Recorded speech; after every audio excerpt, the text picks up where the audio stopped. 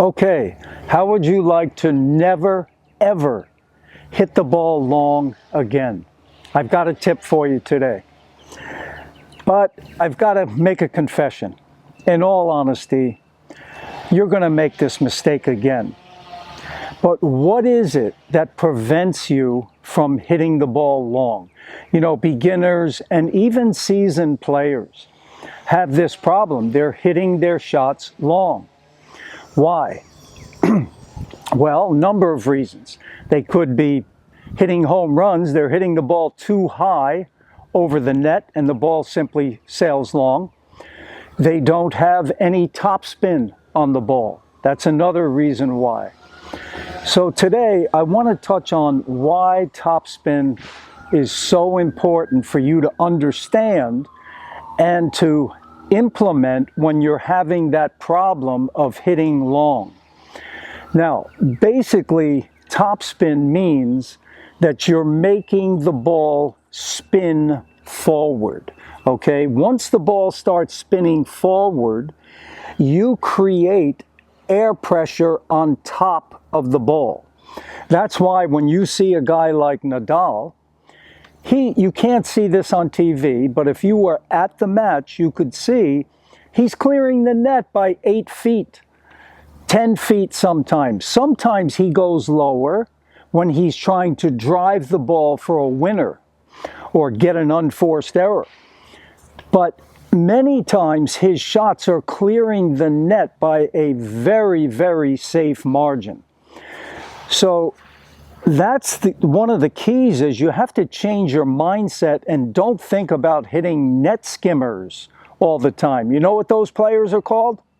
Las Vegas type players, because they're always flirting with disaster. You want to take the net out of the equation, so you want to aim high, but you don't want the ball going long now. How do we prevent it? Getting the brush.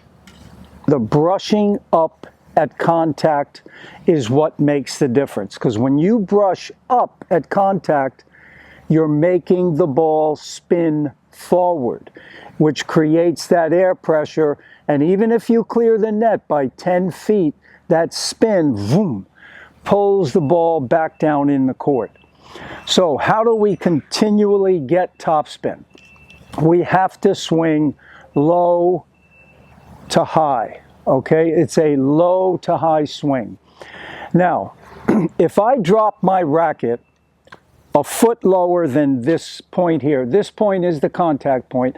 If I come down a foot lower and I swing up from the baseline, I'm going to clear the net from the baseline on a ball that's here just a little lower than waist height.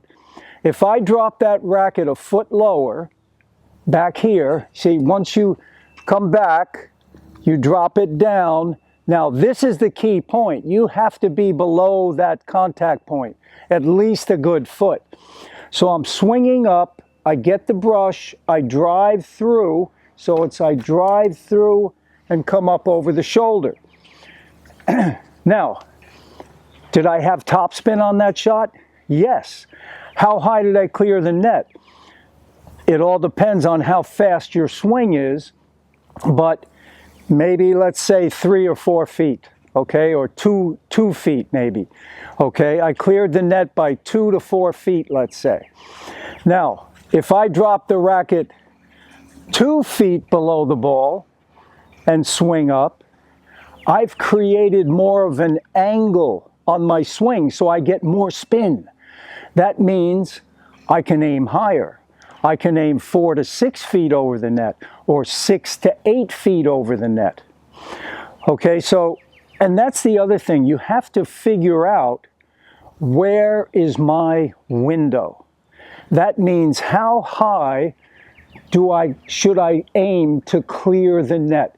You want to visualize how high you want your shots to go over the net. Now, if I was driving the ball, going for that winner, or if I want to force an error, I'm not aiming that high over the net, but I'm still going to get topspin, but I'm thinking about driving it more so I can get more pace on the ball. Now, on the other hand, if I get pushed back and the ball is up a little higher, I'm going to aim higher and hit more of a loopy shot. But on both of those shots, I'm getting the brush. Now, a lot of people are confused about the brush.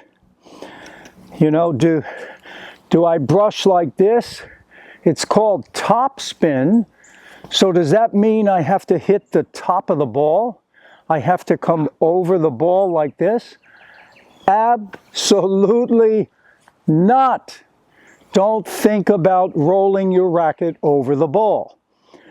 Now, can you have the racket face slightly closed at impact like this, with the top edge leading forward?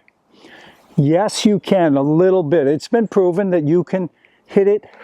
Because of modern strings, they grab the ball so well that you can have it slightly closed at contact. But don't think you're hitting the top of the ball. You're hitting still the equator of the ball, that imaginary line around the middle of the ball. So, in review, you want to come down below the ball, and what is it that actually gives you the topspin? It's the swing pattern, which is low to high. And that's what you want. You want a racket moving from low to high, especially in this contact zone, I call it. So when you come down at least a foot lower, if you wanted the ball to go higher over the net, you come down even more, 1.5 feet, 2 feet lower, and the ball's going to go over the net higher.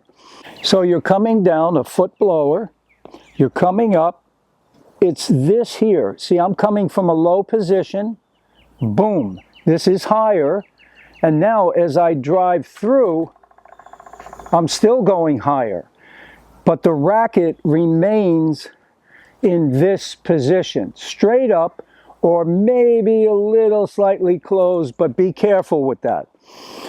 So, those are the keys to never hitting the ball long. You've got to impart that spin, and you've got to figure out, this is key for you as a player, where is my good window? If I'm trying to hit a high loopy shot with lots of spin, how high do I need to aim? It may be 10 feet. It may be even higher over the net. On the other hand, let's say I'm hitting a rally ball, but I want to hit it deep, a nice solid shot. It might be 5 or 6 feet over the net, or 7, 8 feet if you want your shots to land nice and deep on the other side near the baseline, keeping your opponent pinned back. Now, let's say I see an opening and I want to go for more juice.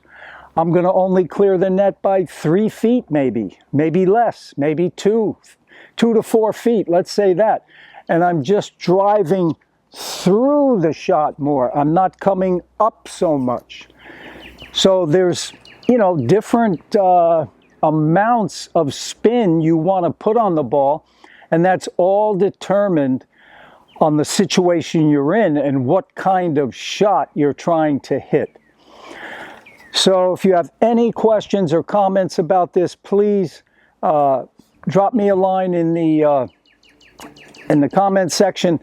And please check out my website. I've got many courses there that I'm sure can help you become a better player, the best tennis player you can be. That's what I'm trying to do. I'm trying to become the best tennis player I can be. And how old am I? 74. So it never ends. And that's the beauty of tennis, the sport of a lifetime. And you can keep on improving and getting that satisfaction as long as you're above ground. Okay. But anyway, hey, have a great one, and all the best to you. Thank you to all of my subscribers. I really appreciate all your support. Thank you so much. Take care.